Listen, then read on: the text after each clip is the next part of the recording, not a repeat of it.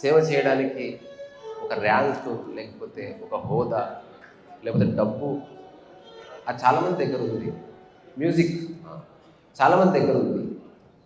కానీ హృదయం ఆ సేవ చేయాలన్న ఒక ఫీలింగ్ కొందరికి ఉంటుంది. సో ఈ సేవ అనే పదం ఎక్కడి నుంచి వచ్చింది? సర్విట్యూడ్. మైక్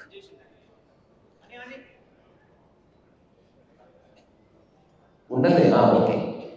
సర్విటియం అనే ఒక పదం ఉంది లాటిన్లో. దాని నుంచి వర్డ్ వచ్చింది. దాని అర్థం ఏంటంటే ఎదుటి వ్యక్తిని ఆల్మోస్ట్ నీలా భావించడం. సో ఆధ్యాత్మికతలో మన జీవితంలో ఎన్ని చేసినా ప్రశాంతంగా ఉండాలి అని అనుకోని మనిషి లేదు. అట్లాగే ఆనందంగా ఉండాలన్న మనిషి లేదు. ప్రతి ఒక్కరు ఆనందంగా ఉండాలనుకుంటాడు. వాడు ఏ జాతి వాడైనా, ఏ మతం వాడైనా, ఏ దేశం వాడైనా, డబ్బు ఉన్నవాడైనా, బీదవాడైనా, జ్ఞానం ఉన్నవాడైనా, అజ్ఞానైనా, అధముడైనా, మధ్యుడైనా, ఉత్తముడైనా, అందరూ అనుకుంటారు ఆనందంగా ఉండాలి. సో కొన్ని విషయాలకి దేశ కాలమాన పరిస్థితులు అంటావు. మన ఆధ్యాత్మిక పరంగా సత్యం అంటాం. Truth, I want to know the truth. మరి ఏమిటి ట్రుత్ అంటే? ఏదైతే దేశమాన కాలమాన పరిస్థితులకు అతీతంగా ఉంటుందో, ఏదైతే సర్వ చరాచర ప్రాణకోటిలో ఎప్పటికీ ఉంటుందో, అది మీలోను, నాలోను, ధనుడైన బీదవాడైనా, ఏదైతే ఎప్పటికీ మానదు, ఏదైతే సనాతనము, నిత్య నూతనము, ఏదైతే ఎప్పటికీ ఒకేలా ఉంటుందో, ఏదైతే ఎక్కువ కాదు తక్కువ కాదు, అట్లాంటి దాన్ని సత్యం తెలుసు. ఆ సత్యానికి కొన్ని ప్రతీకాత్మకాలు ఉన్నాయి. అది మనందరూ తెలిసింది. ఎగ్జాంపుల్, ఈ ఉపనిషత్తుల్లో, వేదాల్లో ఉన్న గొప్పమైన విషయాలు తెలుసుకోవాలంటే కామన్ మ్యాన్ సాధ్యం కాకపోవచ్చు. అందరూ అవి చదవలేకపోవచ్చు. చదివిన సంస్కృత అర్థాన్ని మనం అర్థం చేసుకోలేకపోవచ్చు. అర్థం చేసుకున్నా సరిగ్గా అర్థం చేసుకోలేకపోవచ్చు. ఎవరో ఒక వ్యక్తి సహాయం కావాలి. కానీ ఎవరైనా అర్థం చేసుకోదగ్గ ఒక పరమసత్యం మనలోనే ఉంది. అదేంటంటే మన ఆకలి. అందుకని మన పురాతన రోజుల నుంచి ఒక సామెత వస్తుంది, బిడ్డ ఆకలి తల్లికి తెలుసు, కానీ బిడ్డ రోగం తల్లికి తెలియదు. ఎందుకంటే తల్లికి మెడిసిన్ రాదు కదా.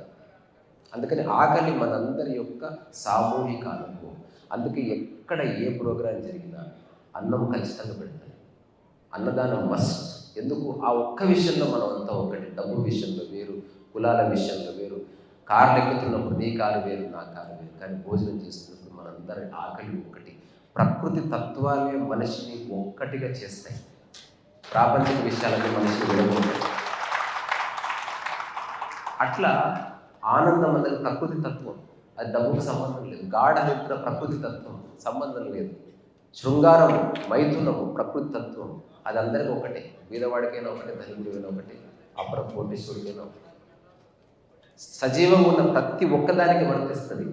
అట్లా వర్తించే ఒకానొక తత్వం మైక్. హలో. అట్లా వర్తించే ఒకానొక తత్వం ఏంటంటే సేవ. ఇప్పుడు ఈ సేవ అన్నది రెండు రకాలుగా ఉంది. స్వార్థ సేవ, నిస్వార్థ సేవ. మనకు భగవద్గీత అంటే చెబుతుంది నిష్కామ కర్మ, నిస్వార్థ కర్మ. కానీ చాలామంది సేవ చేస్తారు, బట్ స్వార్థం ఉన్న నా దృష్టిలో స్వార్థంతో అయినా సరే, నిస్వార్థమైనా సరే సేవ చేయి.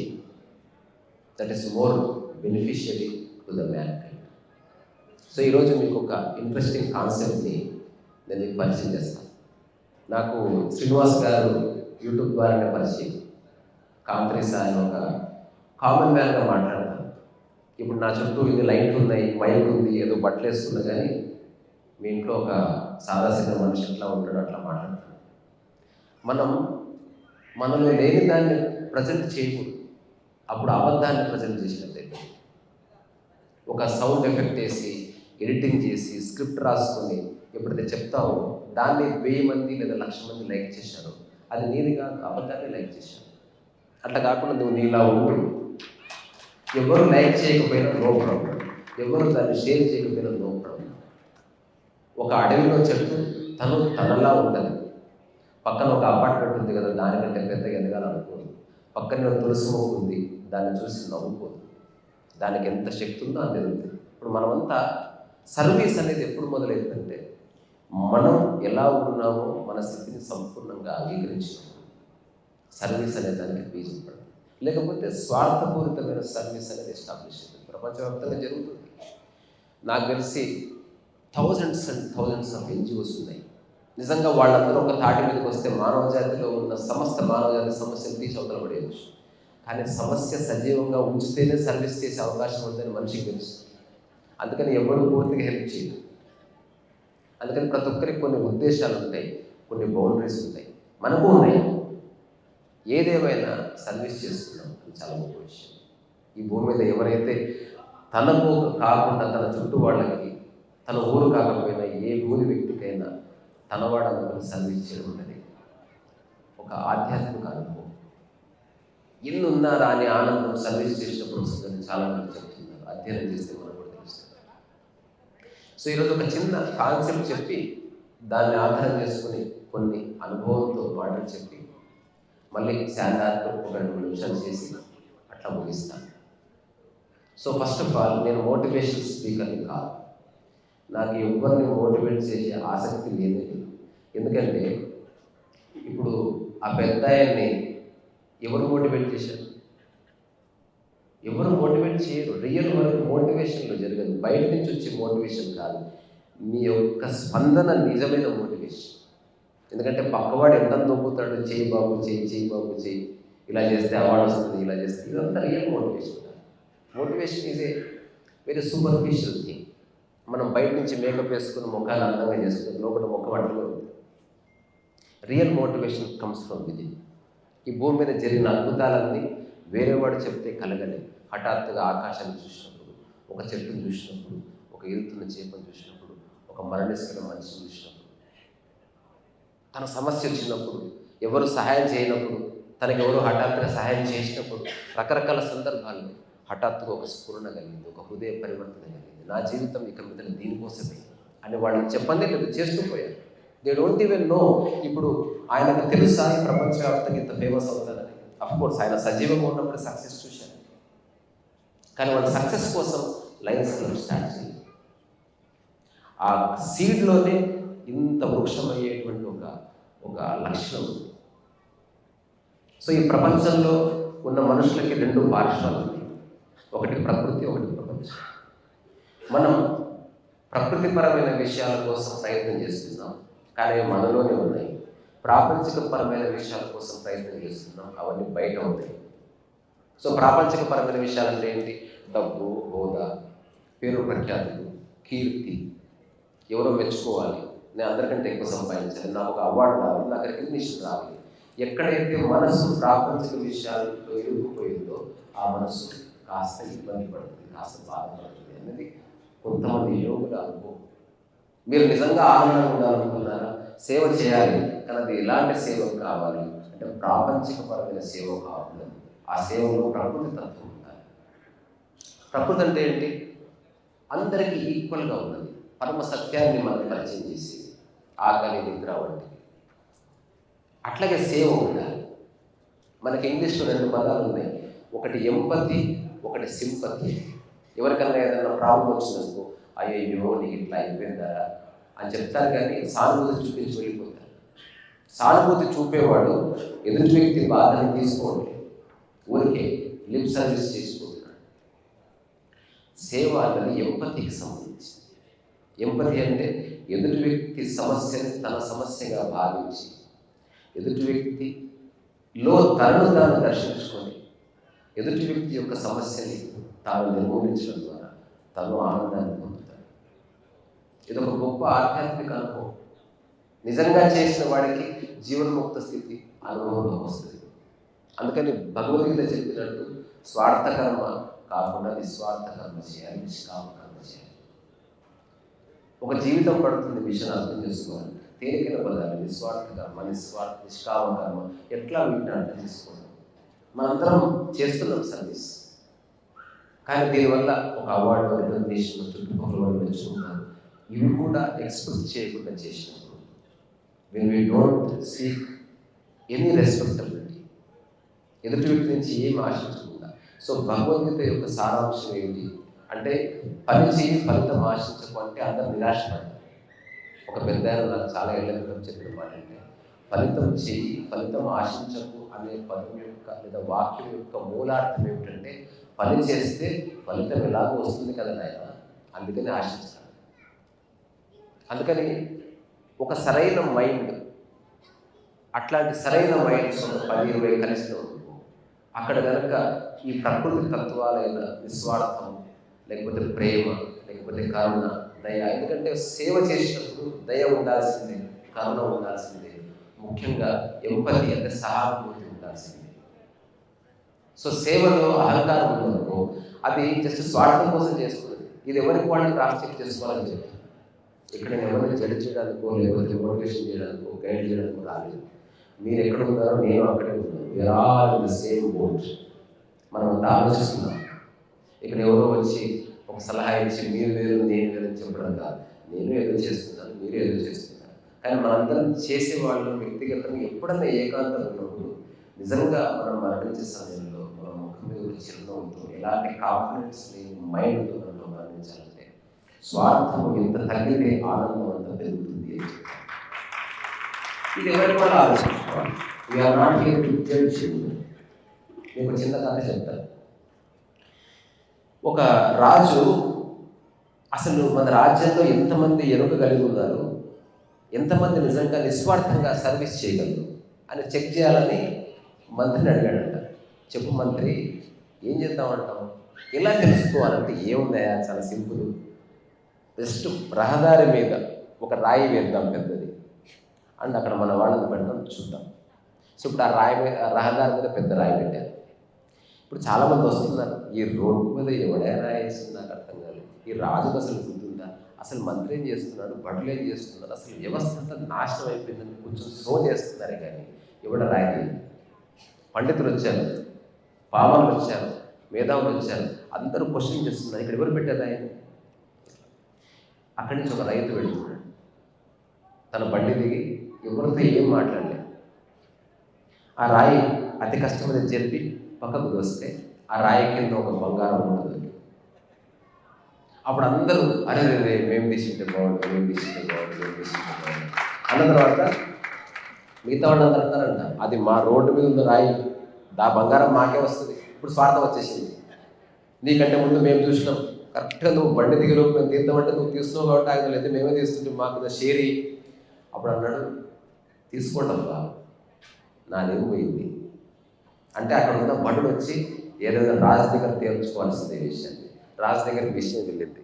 ఇప్పుడు ఇతను అడిగాడు, హలో హలో అప్పుడు రాజు అడిగాడండి, ఎవరికి పట్టని నీకేం పట్టిందయా అంటే, నాకంత జ్ఞానం లేదు స్వామి, ఏదో అర్థం ఉంది తీయాలనిపిస్తుంది. మరి సరే, దానికి ఎంత బంగారం దొరికింది, మరి దానికోసం ఎందుకు కొట్టాడంటే, దానికోసం కొట్లాడి నా జీవితం సంకనాగా పెట్టుకోండి. మళ్ళతో దాన్ని పట్టుకొని ఎందుకు పర్సన్ అవుతా? మరి ఇప్పుడు రాయి తీసావు, నిస్వార్థంగా తీసావు, ఎందుకంటే నువ్వు బంగారం వచ్చి తీసుకోవట్లేదు కదా. కానీ నా హృదయం చెప్తుంది బంగారం నీకే ఇద్దామని. అప్పుడు ఏం చేస్తావు? ఇచ్చిన తర్వాత చూడండి ఏం చేస్తాం. ఇచ్చిన తర్వాత అక్కడ ఎవరైతే సభలో ఉన్నారో అందరికీ ఒక్కొక్క నాణ్యం ఇచ్చాను. ఇచ్చి ఎక్కడన్నా రోడ్డు మీద చెత్త పడితే తీయండి అబ్బో ప్లీజ్, అంతకంటే చేయాల్సి లేదు. ఇట్లాగే ఇప్పుడు అతను కనుక బంగారం తీసుకుంటే ఒక ధనికుడు అయి ఉండేవాడు. అతను కనుక బంగారం రిజెక్ట్ చేసి ఉంటే ఒక వైరాగి త్యాగి అయి ఉండేవాడు. అవేం అక్కర్లేదు. We are not here to give servants.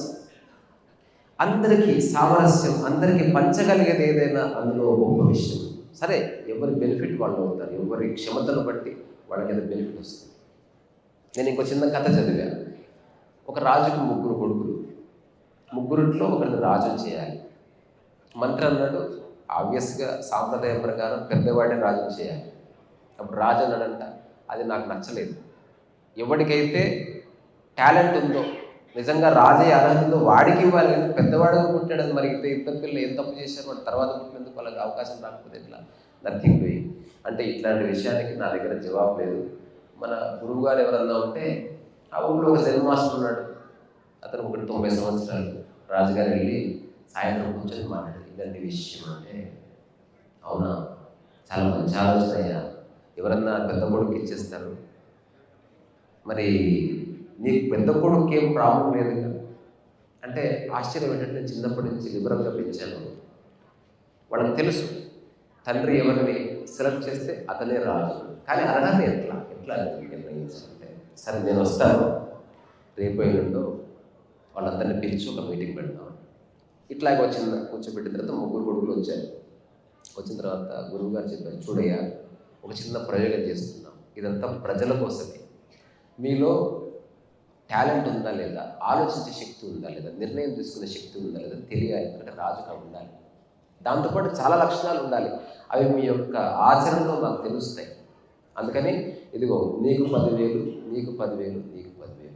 తర్వాత ముగ్గురికి ఒక్కొక్కరికి ఇంత హాల్ ఇచ్చాను. ఈ 10,000తో ఈ హాల్ నింపాలి. నీ హాల్ నువ్వు నింపు, నీ హాల్ నువ్వు నింపు, నీ హాల్ నువ్వు నింపు. మీ అందరికీ 1 నెల సమయం, అంతకంటే ఎక్కువ లేదు.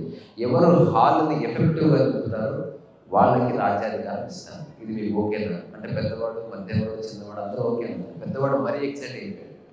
నాకు మస్తు నచ్చింది, నేను నింపేస్తా హాల్ అంతా. ఫైన్. ఇప్పుడు ఇక్కడ హాల్ అంటే లేదా ఆ గది అంటే నథింగ్ బట్ మన లైఫే. అట్లా పోల్చుకోండి. అంటే మనం ఆ గదిని దేంతో నింపుతామన్నది మన ఛాయిస్. ఆ తర్వాత మరి 1 month తర్వాత ఎప్పుడు వస్తారు అంటే ఇలాగే ఇప్పుడు సాయంత్రం 7:30, 8 అయింది కదా, ఎగ్జాక్ట్గా 1 month తర్వాత ఇదే ముహూర్తానికి ఇదే సమయానికి నేను వస్తాను, రాజుగారు వస్తాను. మీరు మీ పనిలో ఉండండి, యువర్ టైం స్టార్ట్ నౌ. ఇప్పుడు ఆ ముగ్గురు ఆలోచనలో పడ్డారు. ఈ పెద్ద కొడుకు మాత్రం పరిగెత్తి వాడు అబ్జల్గంజ్కి పోయి అక్కడికి పోయి ఇక్కడికి పోయి రకరకాల ప్లాస్టిక్ సామాన్లు, కవర్లు, చెత్త చెదారం మొత్తం కొనుక్కొచ్చాడు. 10,000 అయిపోయాయి, కానీ ఓన్లీ పావుభాగం మిగిలింది. ఇప్పుడు రాజు దగ్గరికి వెళ్ళి చెప్పాడంటారే 10,000 అంతకంటే ఎక్కువ తీసుకోవడానికి లేదు, నువ్వు బయట అప్పు తెచ్చి ఇవ్వకూడదు, అట్లయితే you will be out of this competition. దాంతోపాటు తలపట్టుకున్నాడు, నేను కొంచెం ఆలోచించి బాగుండు, ఆడవిడ తొందరపడ్డాను, 10,000కు మొత్తం నిండిపోతున్నాడు. రెండో వాడు ఏం చేశాడు, కాస్త తెలివిగా వస్తువులు అయితే తక్కువ వస్తాయి కాబట్టి ఏం చేద్దామని ఆలోచించి పూలు తీసుకుని వచ్చాడు. సో ఆ మొత్తం కనకాంబరాలు, గులాబీలు, కాగితం పూలతో దాదాపు ఒక 80% నింపాడు. కానీ ఇంకొక 10 రోజులు ఉంది ఆ గురువుగారు రావడానికి. దాంతో అనవసరంగా నింపానే అని ఆలోచించాడు. ఆలోచించిన తర్వాత గురువుగారు తొందర వస్తే బాగుండు, ఎందుకంటే మెల్లగా పూలు మురిగిపోతూ ఉంది. కానీ చిన్నబ్బాయి అసలు ఏం చేయాలి. ఆ తర్వాత రాజుగారు వచ్చి చిన్నబ్బాయి అసలు చెప్పాడంట, అరే పెద్దవాడు ఇలా చేశాడు, నాటిపాడు, రెండోవాడు కొంచెం బాగానే చేశాడు, 60% ఆ బాధ నింపాడు, మరి చిన్నవాడు నువ్వేం చేయట్లేదు ఎందుకు అంటే, నాకు ఇంకా టైం ఉంది, నేను ఆలోచిస్తాను. ఆ చివరి రోజు రానే వచ్చింది. రాజుగారు వచ్చారు. ఈ చిన్నవాడు 10,000 ఖర్చు పెట్టలేదు, ఎక్కడికి పోలేదు. రాజుగారు వచ్చారు, గురువుగారు వచ్చారు. చెప్పు బాబు అంటే, మీరు అన్నారు కదా 7:30కి టైం అయిపోతుందని, అప్పుడే చూపిస్తాను ఏముంది అందులో. సో హాల్ బయట కూర్చున్నారు. 7:30 అయ్యింది. అప్పుడు గురువుగారు చెప్పారంటే, లోపలికి రండి గురువుగారు అని అగ్గిపెట్టి ఇచ్చి ఒక దీపం వెలిగించండి అంటే, అప్పుడు దీపం కాంతంతా కలిపరుచుంది. సో అనుకుంటే మన ఈ జీవితాన్ని వస్తువులతో నింపవచ్చు, లేదా అనుకుంటే మన జీవితాన్ని ఆర్ట్తో నింపవచ్చు, లేదా అనుకుంటే మన జీవితాన్ని కాంతితో నింపవచ్చు. బుద్ధుడు లాంటి వాడు చెప్పాడు, అమ్మో దీపో నీవే కాంతి వి లైట్ అని. ఇప్పుడు మనం చేస్తున్న ప్రయత్నం అంతా ఆ హెలెన్ కెలెన్ కావచ్చు, లేకపోతే కెల్విన్ కావచ్చు, వాళ్ళ యొక్క కోర్లో ఈ దీపం లాంటి కాన్సెప్ట్ ఉంది. ప్రపంచాన్ని అంతా వెలిగించే పని చేస్తుంది. అట్లా ప్రపంచాన్ని వెలిగించే పని ఏమిటి అంటే, ఒక మనిషిని ఆనందంగా ఉంచాలనుకోవడం, ఒక మనిషికి సరైన అవగాహన లేదు, ఒక మనిషికి ఏమైనా అవసరాలు తీర్చడం. ఇప్పుడు ఈ సంస్థ ద్వారా చేస్తున్న కార్యక్రమాలు ఏంటి, హెలెన్ కెలెన్ తను సైట్ ఛాలెంజింగ్గా ఉండేది కాబట్టి తను అప్పుడున్న సమాజాన్ని ఛాలెంజ్ చేసి ఎవరికైతే ఐసైట్ ప్రాబ్లమ్స్ ఉన్నాయో అట్లా ఒక డ్రైవ్ చేసింది. ఇప్పటికీ హెలెన్ కెలెన్ అంటే ప్రపంచవ్యాప్తంగా చాలా ఫేమస్. అట్లాగే హార్ట్ ఆపరేషన్ చేస్తుంది, లేకపోతే సాదాసీదా కూరగాయలు అమ్ముకునే వాళ్ళకి గొడుగులు ఇస్తున్నారు, లేకపోతే వికలాంగులకి ఎవరైతే డిఫరెంట్లీ ఏబుల్డ్ ఉన్నారు, ఛాలెంజ్ ఉన్నారు, వాళ్ళకి చక్రాలను చేస్తున్నారు. ఎంత చేసినా సర్వీస్ చేయడానికి అనంతమైన స్పేస్ ఉంది, స్కోప్ ఈ ఆకాశం ఎంతుందో అంత స్పేస్ ఉంది. సో అట్లా చేస్తున్న మీ అందరికీ ఇక్కడి నుంచి శిరస్సు వచ్చి నమస్కారం చేస్తూ నేను సెలవు తీసుకుంటాను. ఆ తర్వాత ఇంకొక కంక్లూడింగ్ ఒక 30 seconds చిన్న డ్రాయింగ్ చేస్తా.